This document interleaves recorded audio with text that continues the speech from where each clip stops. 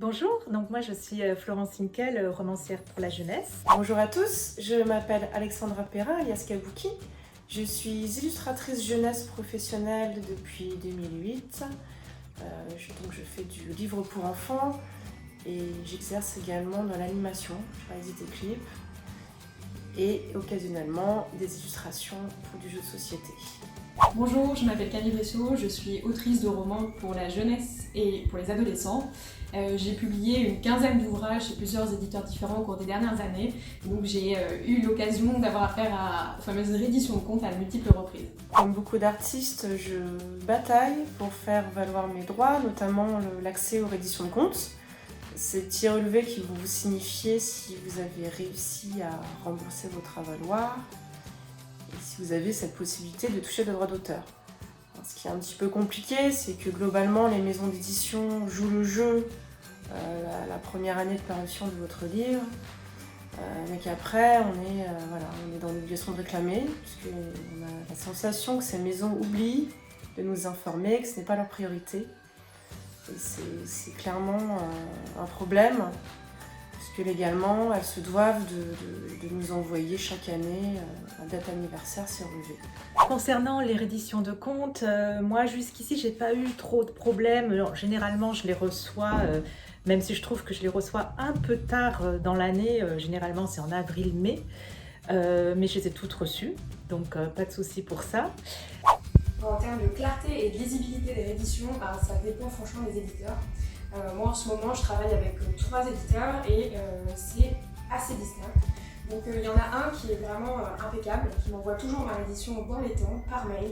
C'est hyper clair, hyper synthétique, j'ai jamais eu une question à me poser sur les chiffres qui m'apparaissaient. Un deuxième qui est aussi assez clair, la réédition est courte, elle est aussi assez compréhensible, mais je me pose quand même parfois des questions sur certains chiffres.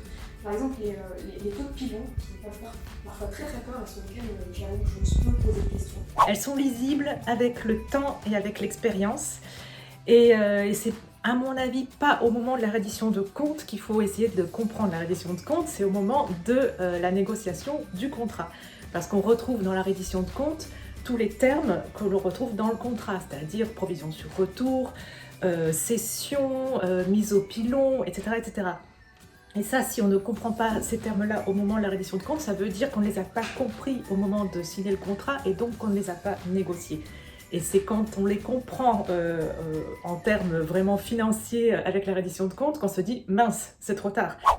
Et le troisième éditeur, là je pèse mes mots, mon expérience en termes de réédition de compte avec lui est assez affreuse. Là où tous les autres présentent des documents assez synthétiques sur 1 voire 2 pages, avec des lignes plutôt claires, lui m'envoie à chaque fois une tartine d'environ 10 pages, écrite dans une typo type machine à écrire ancienne qui aide vraiment pas à la lisibilité. Et à chaque fois, je dois vraiment me poser pendant 1 heure, reprendre mes rééditions de l'année précédente pour comparer, pour arriver vraiment à comprendre juste ce qu'il y a à l'intérieur. Alors, il y a aussi un gros problème de lisibilité avec ces relevés, où nous, on n'est pas réellement formés juridiquement pour les comprendre. Et le gros souci, c'est que d'une maison à une autre, ces relevés diffèrent visuellement dans les intitulés. Les informations données sont assez différentes, c'est-à-dire que certains relevés, vous allez avoir une notion financière, c'est-à-dire savoir si vous avez remboursé ou non votre avaloir. Sur d'autres, ça sera un petit peu plus complet. Vous allez avoir le nombre d'exemplaires vendus, le nombre de stocks, le nombre d'exemplaires pilonnés ou détruits. Et voilà, là c'est un petit peu plus clair, mais globalement c'est assez le bazar. Et c'est vrai qu'on a vite tendance à laisser tomber la compréhension de ces relevés. Toujours pour cette raison que les sommes sont assez minimes et que moi personnellement je me contente beaucoup des avaloirs, même si c'est pas très respectueux de notre travail dans le sens où on n'est pas réellement payé pour ce qu'on fait, on doit rembourser une somme qui a été donnée. Et effectivement, c'est trop tard, il faut vraiment le comprendre avant. Et ça nécessite une formation. Voilà, donc ça c'est vraiment mon leitmotiv. Il faut absolument que les auteurs et les autrices se forment Et oui, c'est un métier, voilà, donc on peut demander aux éditeurs, certains éditeurs et éditrices sont très gentils, ils vont nous expliquer ce que c'est, etc. Mais à mon avis, c'est pas très sain, parce que ça nous place dans une position infantilisante. Voilà, on n'a pas à demander à l'éditeur de nous informer là-dessus, même si souvent ils le font volontiers. C'est à nous d'être au fait là-dessus pour pouvoir être en position au moins d'égalité avec eux au moment de les négocier. Et un autre souci, c'est qu'il y a beaucoup de données manquantes sur ces relevés, notamment les éditions étrangères, les traductions, où les maisons ne se donnent pas réellement la peine de nous informer sur le rayonnement de nos livres à l'étranger, ce qui est, soit dit en passant, illégal, puisque ces relevés doivent signifier également les ventes à l'étranger et que l'on doit être rémunéré sur ces ventes. Et c'est bête, mais ça vient d'un très gros groupe éditorial. Donc moi, j'y vois vraiment une volonté en fait de pas évoluer là-dessus, et je me dis que, je sais pas, c'est une volonté pour faire en sorte qu'on ne comprenne rien. Donc ça m'ennuie un peu parce que cet éditeur, je l'apprécie, j'aimerais vraiment retravailler avec lui. À chaque fois, je lui dis, je vais lui reproposer un projet, et puis à chaque fois, je reçois cette édition et je me dis non, en fait, je veux plus revivre ça. Je pense que cette situation est surtout due au fait que beaucoup d'auteurs jeunesse ont du mal à rembourser leurs avaloirs.